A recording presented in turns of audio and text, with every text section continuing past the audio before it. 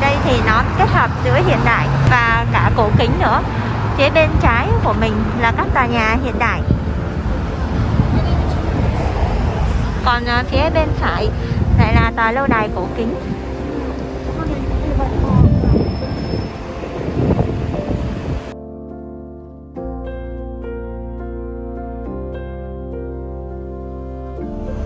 Đây chính là đường dẫn để đến thăm Tower of London.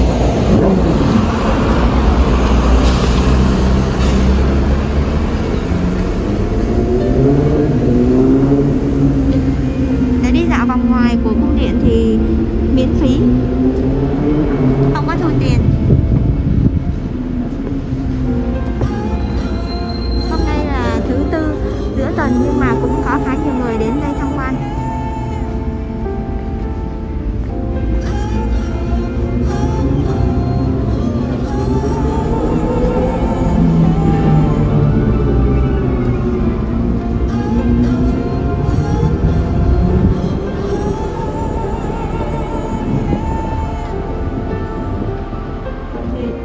Sushi có vẻ thích nghi rất nhanh với thời tiết ở đây.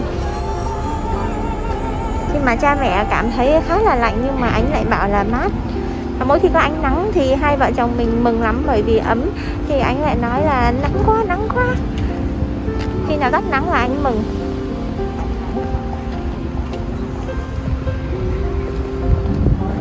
Tháp London là một trong những lâu đài trung cổ được bảo tồn tốt nhất thế giới. Nhà này thì có lịch sử thăng trầm và có thể nói là kinh khủng. Nó vừa là cung điện, vừa là xưởng đúc tiền, kho lưu trữ, kho vũ khí, pháo đài và cũng đã từng là nhà tù.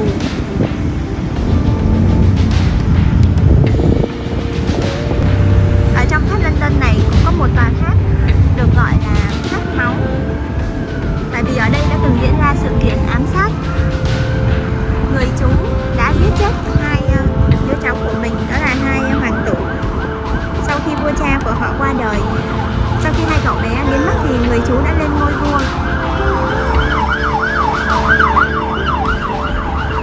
Đúng là vì quyền lực thì người thân cũng có thể tàn sát lẫn nhau.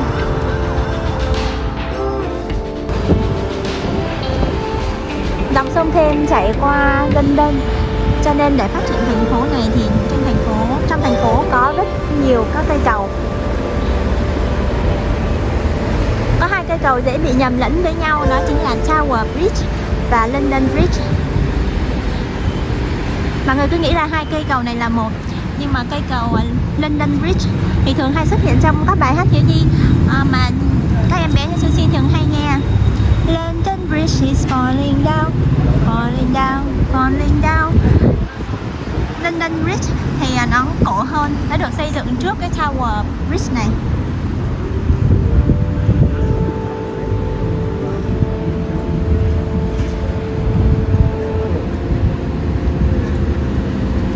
Ngày xưa thì khu vực ở giữa cái cầu Tower Bridge và cái cầu London Bridge nằm ở phía xa kia, tức là cái khu vực này là nó có một cái bến cảng. Vì vậy nên nhu cầu để cho thuyền bè qua lại vào bến cảng này rất đông. Nếu mà xây một cây cầu cố định thì thuyền bè sẽ không thể nào đi vào trong khu cảng được. Vì vậy cây cầu Tower Bridge này được xây dựng rất đặc biệt, có thể nâng lên hạ xuống để cho thuyền bè qua lại. Chắc là giống như cầu ở sông Hàn ở bên mình. Được hoàn thành vào năm 1894, tức là khoảng 127 năm trước. Ngày xưa thì cầu được nâng lên bằng hệ thống thủy lực, còn bây giờ thì sử dụng điện. Ở cây cầu này mà người ta cũng thu vé tham quan được đó các bạn. Họ thu vé tham quan để có thể đi lên trên cái đường dành cho người đi bộ ở phía trên. Từ đó có thể nhìn thấy toàn cảnh London.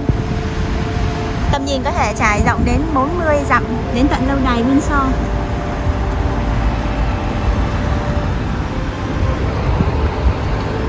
Cái gì họ cũng có thể làm du lịch và cũng thu tiền được hết.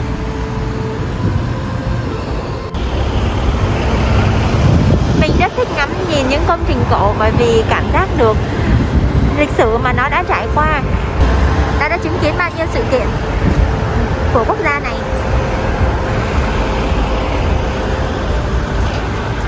ngày xưa thì có đến 50 kiến trúc sư đã đề ra 50 phương án khác nhau để xây dựng cây cầu này, nhưng mà cuối cùng một bản thiết kế đã được chọn ra.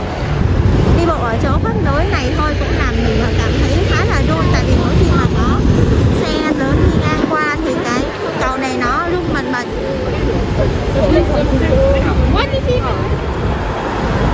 Đây để mình chỉ cho các bạn, đây chính là cái chỗ khớp nối. Từ khúc này trở đi là sẽ được nâng lên khi mà có tàu thuyền đi qua. Hiện nay thì cầu này vẫn được nâng lên, một năm thì nó sẽ được nâng lên khoảng 1000 lần. Đây phía trên đầu mình đây chính là hai đường dành cho người đi bộ. Bây giờ thì người ta thu vé tham quan. Nếu mà trả tiền vé thì bạn có thể đi trên hai con đường đó, nhưng mà ai phải không sợ độ cao nhé. Nếu mà sợ độ cao thì mình sẽ cảm thấy chóng mặt lắm. Đồng thời mình cũng sẽ được vào phòng trưng bày triển lãm để tìm hiểu về lịch sử của Tower Bridge này.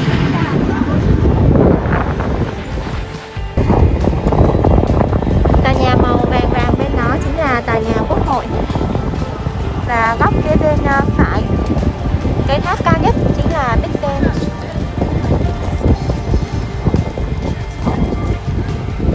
Big Ben thì đang được sửa chữa, mà cuộc đại trùng tu này kéo dài tới mấy năm lận, bắt đầu từ năm 2017, dự kiến là hoàn thành vào năm 2021, nhưng mà do dịch Covid cho nên phải đẩy lùi lại đến năm 2022 có lẽ mới hoàn thành. Bây giờ thì đang sửa chữa, thấy xung quanh chỉ là giàn giáo thôi. Xe buýt 2 tầng màu đỏ và xe taxi màu đen là hai loại xe biểu tượng của London. Big Ben là tên của chiếc chuông khổng lồ ở bên trong tháp đồng hồ, chứ không phải là tên của tháp.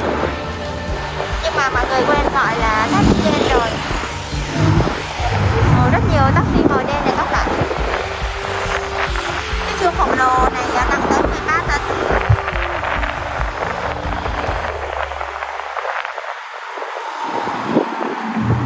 Tháp này cao 96 mét.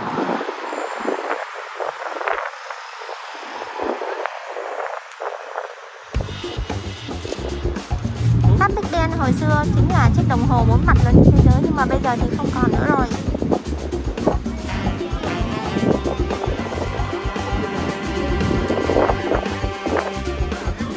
Mặt của đồng hồ nghe nói rất là đẹp, nhưng mà nhìn qua dàn giáo thì bây giờ mình không có thấy rõ. Mỗi mặt của chiếc đồng hồ này có mỗi cạnh của nó là dài tới 7 mét.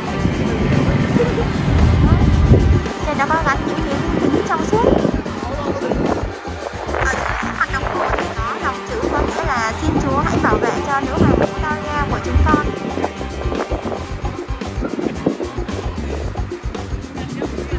Thật tiếc là mình đã không có nhìn được tháp Big Ben hoàn chỉnh.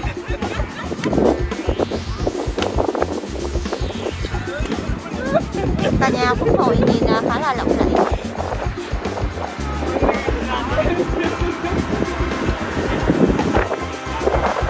London Eye ở ngay phía bên đây. London Eye ngày xưa là quan sát cao nhất thế giới, nhưng mà bây giờ cũng hết rồi.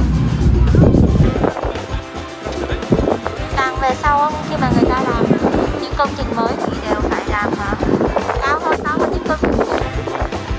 Như vậy thì người ta muốn tham quan. Giá vé cho một người để ngồi lên trên cái cabin của London Eye là khoảng 30 bảng, tức là khoảng 900.000 một người. Rất nổi tiếng là sẽ quay một vòng. Đó là vòng quay London này thì có 32 cabin thôi, nhưng mà được đánh số từ 1 đến 33, bỏ qua số 13. Đối với người Anh thì số 13 là con số không may mắn, cho nên người ta không thích đâu.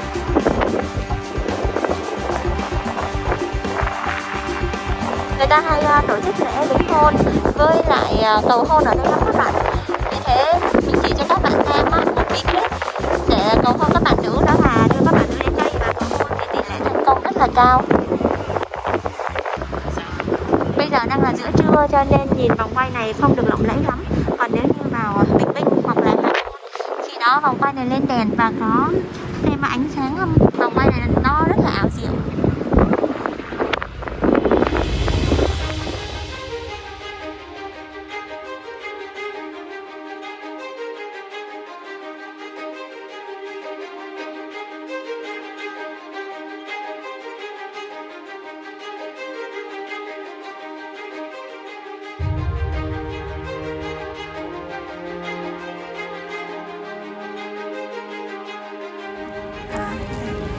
Hai cái bánh này á là buổi trưa phổ biến mà dân văn phòng hoặc là khách du lịch ở đây hay ăn cho nó nhanh gọn lẹ.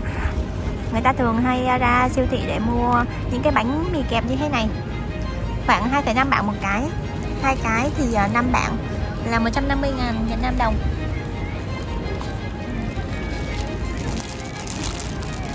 Đơn giản gọn nhẹ. Sushi là em bé 3 tuổi thích ăn cả thế giới. Ra công viên ngồi nhưng mà anh ăn tèn tèn từ từ, hết món này đến món kia, cứ như là đang ngồi ở nhà hàng vậy đó. Khỏi nhau đó ai ăn bây giờ? Tí ăn. Tí Si ăn á? Si ăn hết luôn á? Không cho mami một quả nào á? Si keo á? Si keo à? Si keo á?